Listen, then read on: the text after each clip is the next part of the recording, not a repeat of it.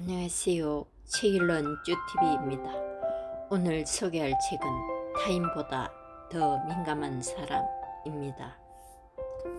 지은이는 일레인 아론, 펴낸 곳은 웅진 지식하우스입니다. 저자는 심리학계 최초로 민감함이라는 문제를 제기한 미국의 심리학자이다. 남들과 다른 예민함과 내성적인 성격 때문에 어린 시절 상처받고 고민했던 그녀는 성인이 되어 이혼을 겪고 박사를 포기하면서 자신의 내면을 깊게 들여다보게 된다. 이 과정에서 민감함은 결함이나 장애가 아니라 개인의 정체성을 형성하는 중요한 요소이자 개인의 능력을 발전시킬 수 있는 잠재력의 일종임을 깨닫는다. 버클리대를 졸업한 후 산타바바라 퍼시피카대에서 박사학위를 받았다. 저 개인적으로도 매우 민감해서 책의 내용들이 많이 공감되었습니다. 지금부터 책 속으로 들어가 보겠습니다. 민감한 특성을 갖고 있는 사람들은 불우한 환경에 좀 더 취약하고 안정적인 환경에서는 다른 사람들보다 더 많은 장점을 누릴 수 있다. 민감한 사람들은 감정이 풍부하다. 좋은 일이 있으면 더 행복해하고 나쁜 일이 있으면 더 좌절한다. 민감성을 띤 소수 집단이 있다. 많은 동물들 중에 항상 민감한 특성을 갖고 있는 소수 집단이 있다는 것이다. 민감한 특성이 자손 대대로 이어져 왔다면 환경적으로 매우 유리한 면이 있음에 틀림없다. 그렇다면 왜 모두가 민감하지 않은 것일까? 민감한 특성은 알다시피 단점이 있다. 우선 무슨 일을 하건 시간이 오래 걸린다. 예를 들어 다른 사람보다 결정이 느리고 서두르는 것을 좋아하지 않는다. 민감하다는 것은 또한 우리 몸이 더 많은 것을 지각한다는 의미로 따라서 쉽게 지쳐버린다. 민감한 자신을 잘 돌보는 법. 민감한 사람들이 자신이 다른 민감하지 않은 사람들과 다르다는 사실을 분명히 이해하고 가능하면 다른 민감한 사람들과 함께 어울려 시간을 보내는 것이다. 민감한 사람들끼리 만나면 모두들 조용하고 친절하고 서로를 배려하기 때문에 마치 예배에 참석한 것 같다고 한다. 여기에서 짚고 넘어갈 점은 민감한 사람들이 특히 힘들어하는 근무 환경이 있다는 것이다. 예를 들면 일을 하면서 칭찬은 듣지 못하고 종종 비판을 받거나 단조롭고 고된 일에 시달리는 것은 민감한 사람들이 감당하기 어렵다. 더구나 부정적인 피드백은 보통 민감하지 않은 사람들을 환기시킬 수 있을 정도로 강한 충격을 주지만 민감한 사람들은 마치 두들겨 맞는 것처럼 느껴질 수 있다. 자신이 한 일에 대한 평가를 스스로에 대한 가치평가처럼 느끼는 것이다. 우리는 남들과 다르다. 신경계가 민감하다는 것은 정상이며 그 자체만으로는 아무런 문제가 되지 않는다. 전체 인구의 15에서 20% 정도가 그런 특징을 갖고 태어나며 당신도 거기에 속하는 것이다. 당신은 주변의 미세한 부분까지 감지하므로 여러 면에서 유리하다. 반면 자극적인 환경에 오래 있거나 신경계가 소모될 때까지 시각과 청각이 공격을 당하면 다른 사람들보다 쉽게 피곤해진다. 따라서 매우 민감한 사람들은 장단점을 동시에 갖고 있는 셈이다. 이 책은 5년에 걸친 연구와 심층상담, 임상경험, 수백 명의 매우 민감한 사람들을 대상으로 한 개인 상담가 수업으로 만들어졌다. 테스트. 나는 민감한 사람인가? 나는 주위에 있는 미묘한 것들을 인식하는 것 같다. 다른 사람의 기분에 영향을 받는다. 통증에 매우 민감하다. 바쁘게 보낸 날은 침대나 어두운 방 또는 혼자 있을 수 있는 장소로 숨어 들어가 자극을 진정시켜야 한다. 밝은 빛, 강한 냄새, 거친 천 또는 가까이에서 들리는 사이렌 소리 같은 것들에 의해 쉽게 피곤해진다.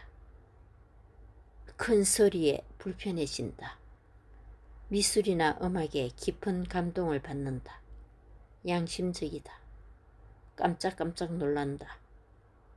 짧은 시간 내에 많은 일을 해야 할 때 당황한다. 사람들이 한 번에 너무 많은 것을 요구하면 짜증이 난다. 실수를 저지르거나 뭔가 잊어버리지 않으려고 노력한다. 폭력적인 영화, 드라마 장면을 애써 피한다. 주변에서 많은 일들이 일어나고 있을 때 긴장을 한다. 배가 아주 고프면 강한 내부 반응이 일어나면서 주의 집중이 안 되고 기분 또한 저하된다. 생활의 변화에 의해 동요된다. 섬세하고 미묘한 향기, 맛, 소리, 예술작품을 감상하고 즐긴다.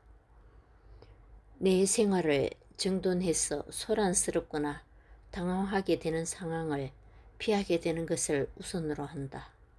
경쟁을 해야 한다거나 무슨 일을 할 때 누가 지켜보고 있으면 불안하거나 심해져서 평소보다도 옳지 못한다.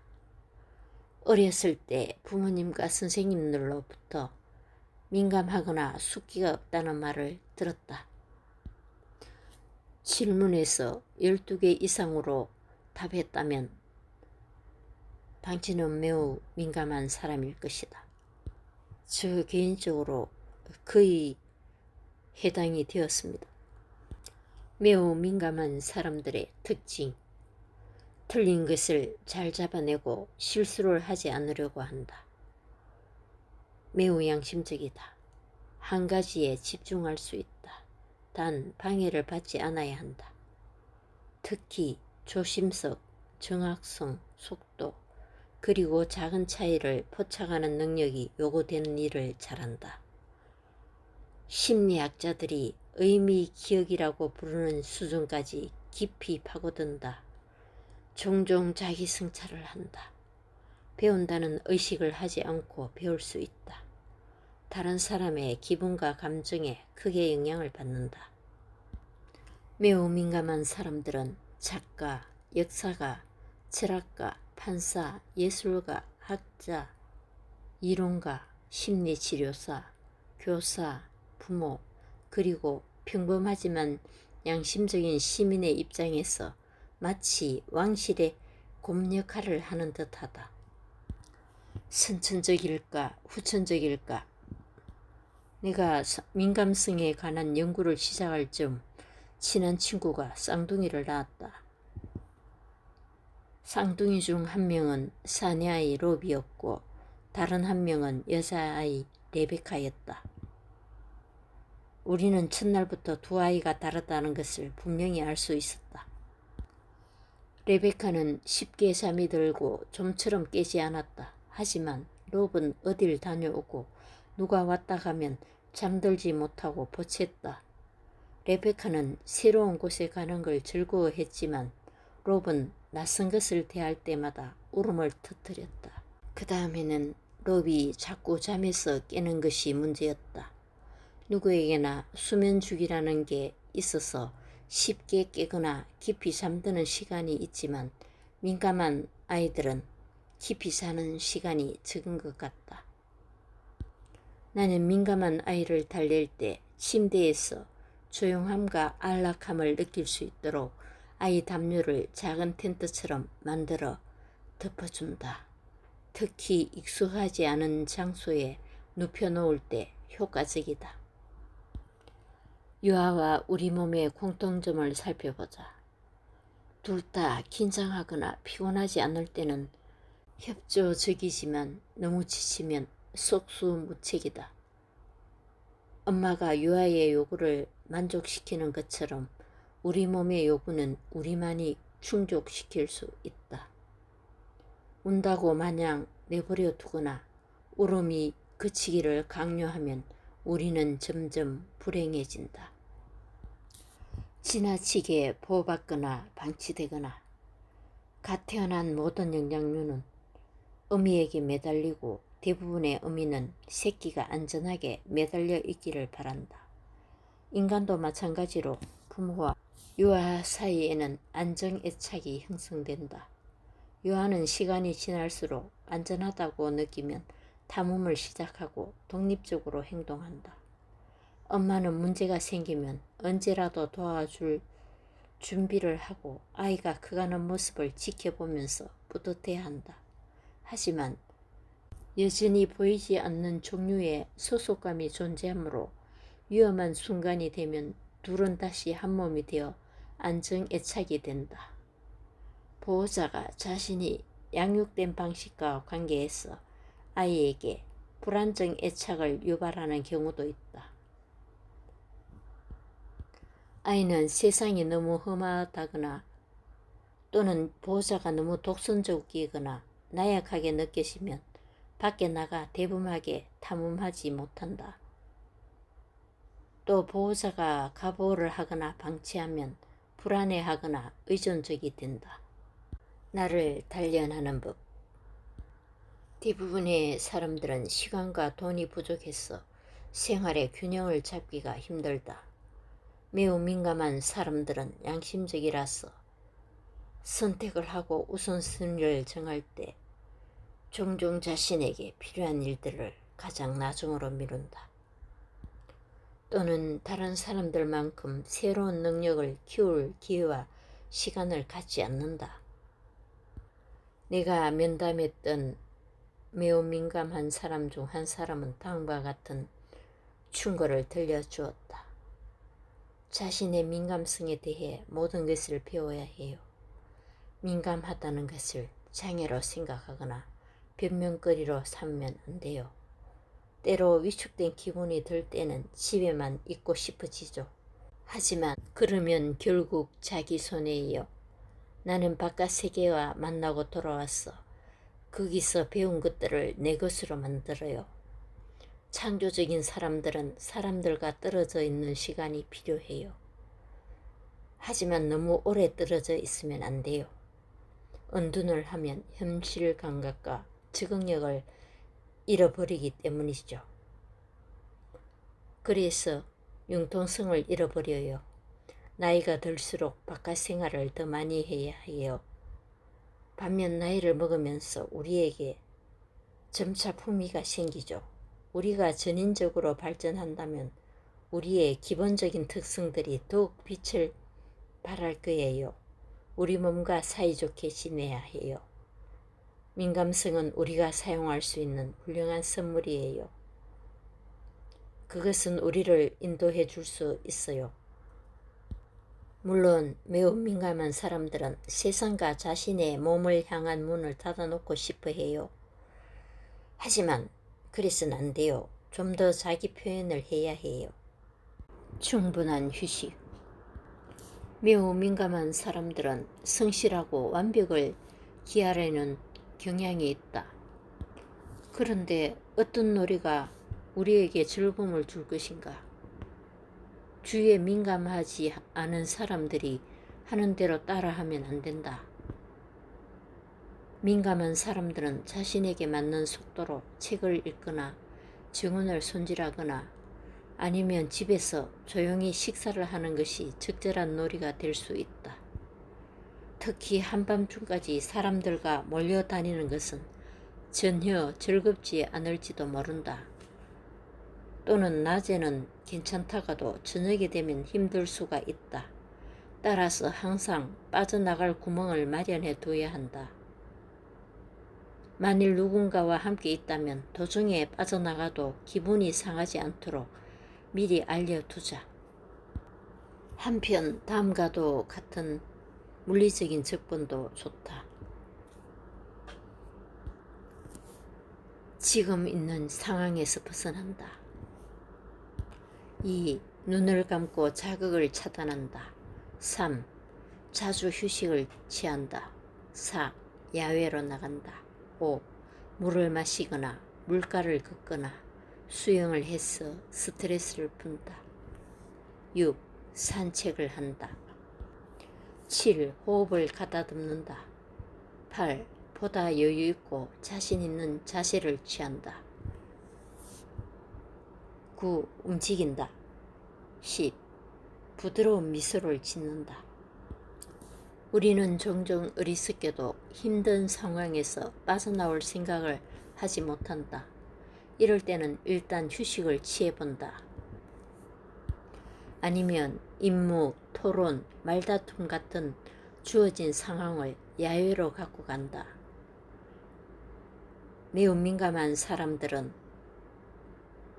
자연에서 깊은 위안을 얻는다. 물은 여러 가지로 도움이 된다. 긴장했을 때는 물을 1시간에 한 번 큰 잔으로 한 잔씩 계속 마신다.